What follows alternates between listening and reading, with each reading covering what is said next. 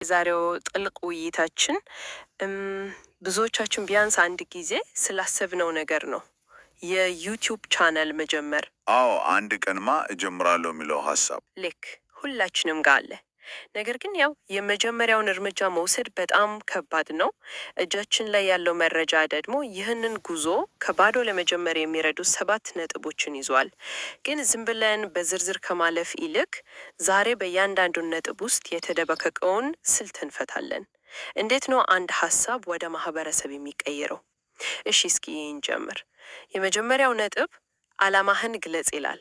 በጣም መሰረታዊ ይመስላል። በጣም መሰረታዊ ግን ብዙ ሰው የሚዞለው አዎ፣ ለመዝናናት ነው፣ ለማስተማር ነው ወይስ ገቢ ለማግኘት? እና ከዛ በመነሳት ግልጽ የሆነ ኒች ወይም ምድብ ምረጥ ይላል።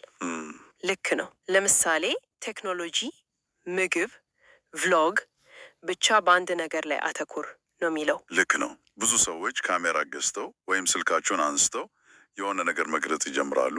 ግን ለምን እና ለማን የሚሉትን ጥያቄዎች ሳይመልሱ ሲቀሩ ያው ብዙም ሳይቆይ አቅጣጫ ያጣሉ። ይጠፋል ነገሩ። ይጠፋል። አንድ ስፔሲፊክ ምድብ መምረጥ፣ ለምሳሌ ምግብ ላይ ብቻ ማተኮር 2 ዋና ጥቅም አለው። አንደኛ ትክክለኛ ተመልካቾችን በቀላሉ ለመሳብ ይረዳል።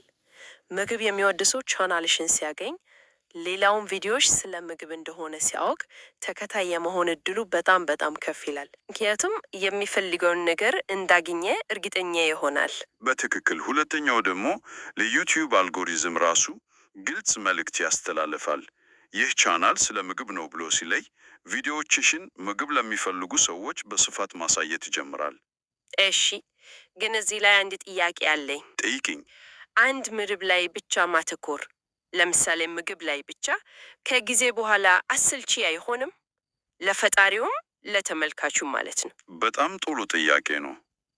ብዙ ሰዎች ኒቹን እንደ እስር ቤት ነው የሚያዩት። አዎ ልክ እንደዛ ነው የሚሰማው። እውነታው ግን ኒች እስር ቤት ሳይሆን መነሻ ግንብ ነው ማለት እንችላለን። ሀሳቡ መጀመሪያ በጣም በጠበበና በተወሰነ ቦታ ላይ ጠንካራ መሰረት መጣል ነው። ለምሳሌ የኢትዮጵያ ባህላዊ ምግቦችን ለጀማሪዎች ማስተማር በሚል በጣም ስፔሲፊክ ኒች ልጀምሪ ትችያለሽ።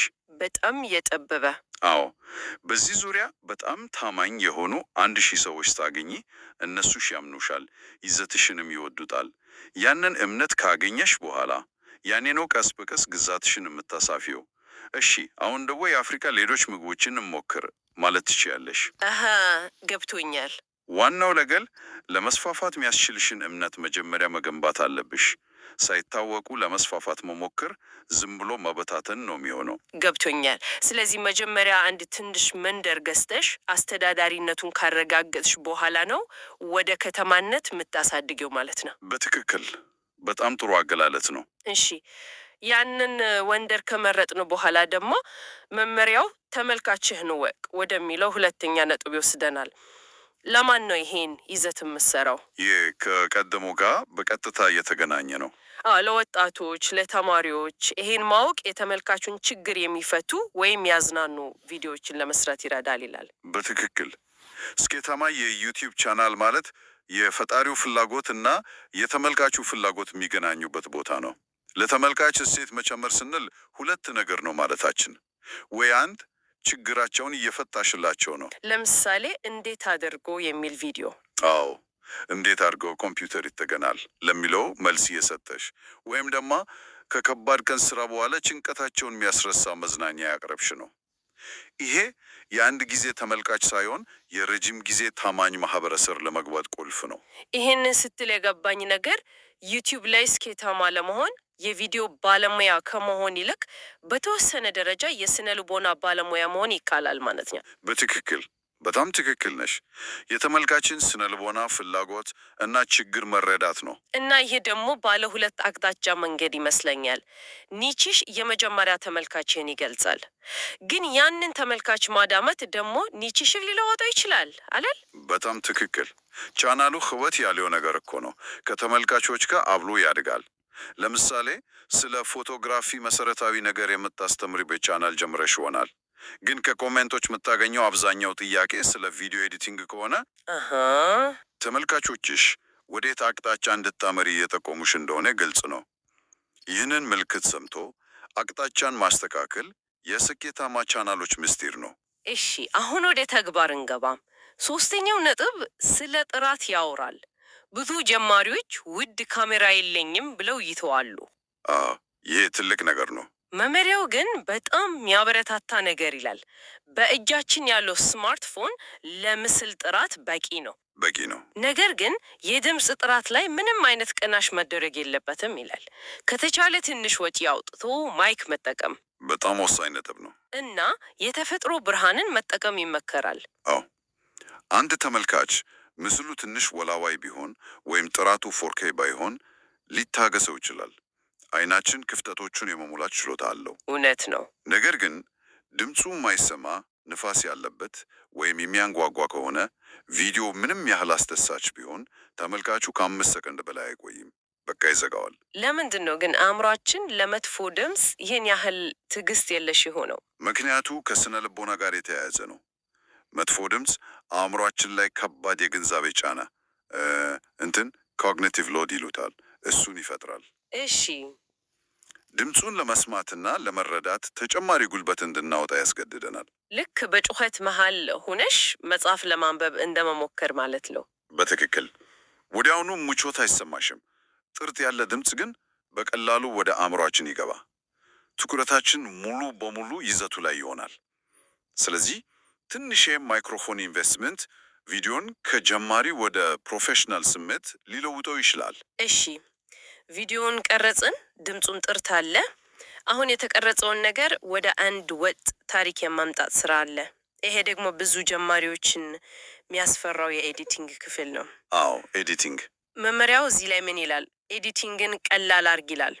ውስጥ ሰበሰብ ሶፍትዌሮችን ከመማር ይልቅ ዋናው ነገር አላስፈላጊ ክፍሎችን መቁረጥ ነው። ልክ ነው። ነገር ግን ከዛ ትኩረቱን ወደ ርዕስ እና ታምኔል ያዞራል። እነዚህ ሁለቱ ነገሮች በጣም አሳቢ እና ሳቢ መሆን አለባቸው ይላል። እዚህ ጋር መረዳት ያለብን ነገር ሁለት የተለያዩ ስራዎች እንዳሉ ነው። አንደኛው ቪዲዮን የውስጥ ክፍል ማስተካከል፣ ኤዲቲንጉ። ኤዲቲንጉ። ሁለተኛው ደግሞ የቪዲዮን የውጭ ማሸጊያ ማሳመር ነው። ለመጀመሪያው መመሪያው ትክክል ነው።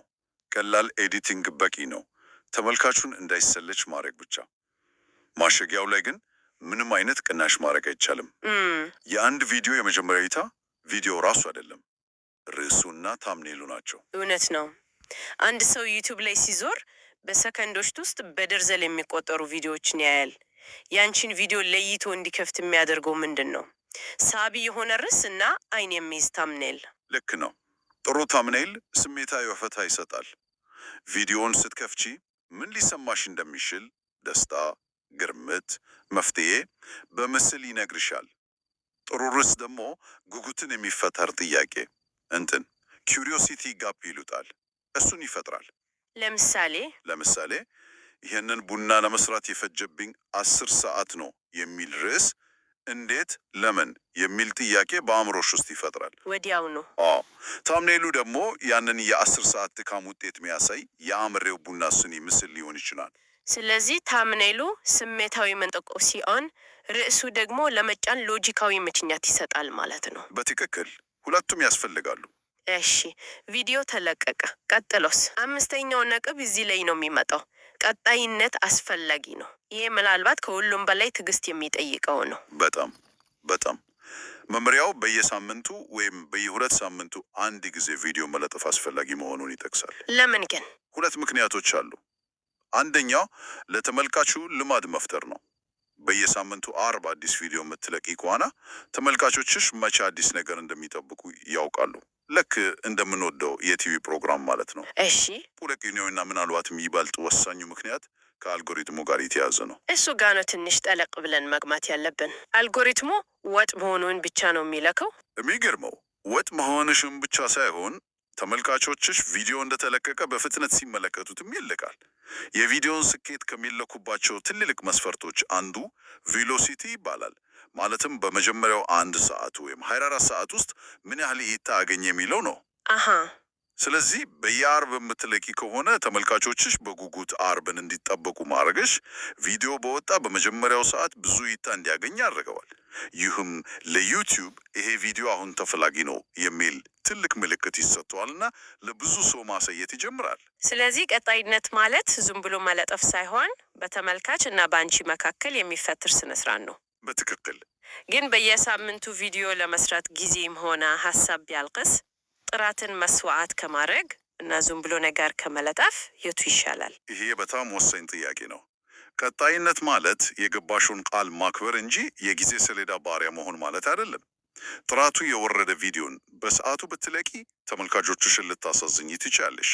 ይህም እምነት ይሸረሸራል። ልክ ነው። ምርቱ አካሄድ ግልጽ መሆን ነው። ይህንን ቪዲዮ ይበልጥ የተሻለ ለማድረግ አንድ ተጨማሪ ሳምንት ያስፈልገኛል ብለሽ ለማህበረሰብሽ ብትገልጺ ታማኝ ተመልካቾችሽ ይረዱሻል። ግንኙነቱን ማቆየት ማለት ነው። አዎ፣ ዝም ብለሽ ስትጠፊ ግን ቃልሽ እንዳላከብርሽ ይቆጠራል። ስለዚህ ቀጣይነት ማለት ከማህበረሰብሽ ጋር ያለሽ ግንኙነት ነው እንጂ የዩቲዩብ ሰቀላ ቁልፍን በየሳምንቱ መጫን ብቻ አይደለም። በትክክል። በጣም ግልጽ። አሁን ወደ ስድስተኛው እውነት ብንጣ ትንሽ ቴክኒካል ነው ይመስለው። ኤስኢኦ እና አልጎሪዝምን ተጠቀም። አዎ፣ ኤስኢኦ ቪዲዮዎች በፍለጋ ጊዜ በቀላሉ እንዲገኝ ማድረግ ማለት ነው። መመሪያው ትክክለኛ ቁልፍ ቃላትን በርዕስ በማብራሪያ እና በታግስ ውስጥ ማካተት ከረኪኑ ይናገራል። የዚህ ዋና ዓላማ ይዘቱ በቀላሉ እንዲገኝ ማድረግ ነው። በዓለም ላይ ምርጡ ቪዲዮ ቢሰራም ማንም ሊያገኘው ካልቻለ ዋጋ የለውም። እውነት ነው። ግን ብዙ ሰዎች ኤስኢኦን እንደ ከባድ የቴክኒክ ስራ ነው የሚያዩት። እውነታው ግን ኤስኢኦ ማለት በስፋት የምታሳይበት ርህራሄ ማለት ነው። እንዴት? ይህም ማለት የኔን ቪዲዮ የሚፈልግ ሰው ምን አይነት ቃላት ተጠቅሞ ነው ዩቲዩብ ላይ የሚፈልገው ብለሽ ራስሽን መጠየቅ ነው። ታዲያ አንድ ጀማሪ እነዚህን ትክክለኛ ቁልፍ ቃላት እንዴት ሊያገኛቸው ይችላል? በጣም ቀላል መንገድ አለ። ዩቲዩብ ፍለጋ ቦታ ላይ የቪዲዮሽን ርዕስ መጻፍ ስትጀምሪ ዩቲዩብ ራሱ ሰዎች በብዛት የሚፈልጓቸውን ሀረጎች ይደረድርልሻል። አውቶ ኮምፕሊት የሚያደርገው ማለት ነው። ለምሳሌ የኢትዮጵያ ቡና ብለሽ ስትጽፊ የኢትዮጵያ ቡና አፈላል ወይም የኢትዮጵያ ቡና ታሪክ የሚሉ አማራጮች ከመጡ እነዚህ ሰዎች በንቃት የሚፈልጓቸው ቁልፍ ቃላት መሆናቸውን በቀላሉ ታውቂያለሽ። እሺ፣ በመጨረሻም ወደ ሰባተኛው ነጥብ ደርሰናል። ይሄ ሁሉንም ነገር አንድ ላይ የሚያይዘው ይመስለኛል። የመጀመሪያው እና ወሳኙ፣ አዎ፣ ከተመልካቾች ጋር ተገናኝ። ይሄ ዩቲዩብን ከድሮ ሚዲያ የሚለየው ትልቁ ነገር ነው። ልክ ነው። መመሪያው ሁለት ቁልፉ ነገሮችን ይጠቅሳል። ለሚሰጡ አስተያየቶች መልስ መስጠት እና ተመልካቾችን ላይክ፣ ሰብስክራይብ፣ ሼር እንዲያደርጉ በግልጽ መጠየቅ። ልክ ነው። ይህ ቻናሉን ህይወት ያለው ነገር የሚያደርገው ወሳኝ እርምጃ። አስተያየቶችን መመለስ ተመልካቾችን ከተራ ቁጥርነት ወደ ስምና ማንነት ያላቸው የማህበረሰቡ አካላት ይለውጣቸዋል። አስተያየትሽ ዋጋ አለው፣ ሰምተሻለው የሚል መልእክት ያስተላልፋል። በትክክል። ግን አንድ ቻናል ሲያድግና በሺዎች የሚቆጠሩ ኮሜንቶች ሲመጡ ለሁሉም መልስ መስጠት አይቻልም። በዚህ ጊዜስ ምን መደረግ አለበት? በጣም ጥሩ ጥያቄ ነው። ግቡ ለሁሉም ኮሜንት መልስ መስጠት አይደለም። ግቡ በኮሜንት መስጫው ቦታ ላይ መገኘትሽን ማሳየት ነው። እሺ፣ በጣም ጥሩ የሆኑ ኮሜንቶችን ከላይ መስካት ትችያለሽ። ኮሜንቶችን ልብ ምልክት መስጠት ትችያለሽ። ይህም አይቼዋለሁ፣ አደንቃለሁ የሚል መልእክት ያስተላልፋል። አልፎ አልፎም ቢሆን ለተወሰኑ ጥያቄዎችና አስተያየቶች መልስ ስትሰጪ ሌሎቹ በሙሉ አንቺ ይዛው እንዳለሽና እንደምትዳመጪ ይሰማቸዋል። የኮሜንት መስጫውን ቦታ ከቅሬታ ሳጥንነት ወደ ሳሎን የውይይት መድረክ ይለውጠዋል። በትክክል። ላይክ፣ ሰብስክራይብ የሚለው ጥሪ ደግሞ ልማን አይደለም። ለሰዎች ላገኙት እሴት በምላሹ አመሰግናለሁ ለማለት ቀላል መንገድ መስጠት ነው። ይህ ሁሉ ምን ማለት ነው? ዛሬ የተመለከትናቸው 7 ነጥቦች ዝም ብለው የህግ ዝርዝሮች አይደሉም። በፍጹም። ይልቁንም አንድን ሀሳብ ከመነሻው አንስተው ጥራት ባለው ይዘት ገንብተው ትክክለኛውን ማሸጊያ አዘጋጅተው በቋሚነት ለትክክለኛው ሰው በማድረስ እና በመጨረሻም ያንን ግንኙነት ወደ ጠንካራ ማህበረሰብ በመቀየር የሚደርግን ጉዞም ያሳይ ካርታ ነው። በጣም ጥሩ አገላለጽ ነው። ከአንድ ቪዲዮ በላይ እንቅስቃሴ መፍጠር ማለት ነው። አዎ፣ በትክክል። አንድን ቻናል እንዴት መጀመር እንዳለብን በጥልቀት ተመልክተናል። ይህ መመሪያ በጣም ጥሩ መነሻ ነው። ይህ ሁሉ ውይይት ግን አንድ ጥልቅ ጥያቄ ያስነሳል። እሱም በዚህ ሁሉ የይዘት ብዛት በበዛበት ዓለም እውነተኛ ዋጋ ያለው ነገር መፍጠር ማለት ምን ማለት ነው? እና አንድ የይዘት ፈጣሪ ከእይታ እና ተከታይ ብዛት ባለፈ ስኬቱን በምን ሊለካ ይቻላል? ምናልባትስ እውነተኛውን ስኬት የሚለካው በቁጥር ሳይሆን በተፈጥሮ የማህበረሰብ ጥንካሬ እና በሰዎች ሕይወት ላይ በፈጠረው እውነተኛ ተጽዕኖ ሊሆን ይችላል? ሊያስበት የሚገባ ጥያቄ ነው። አዎ። ይህ ለሁሉም የይዘት ፈጣሪ ሊያስበት የሚገባ ጥያቄ ነው።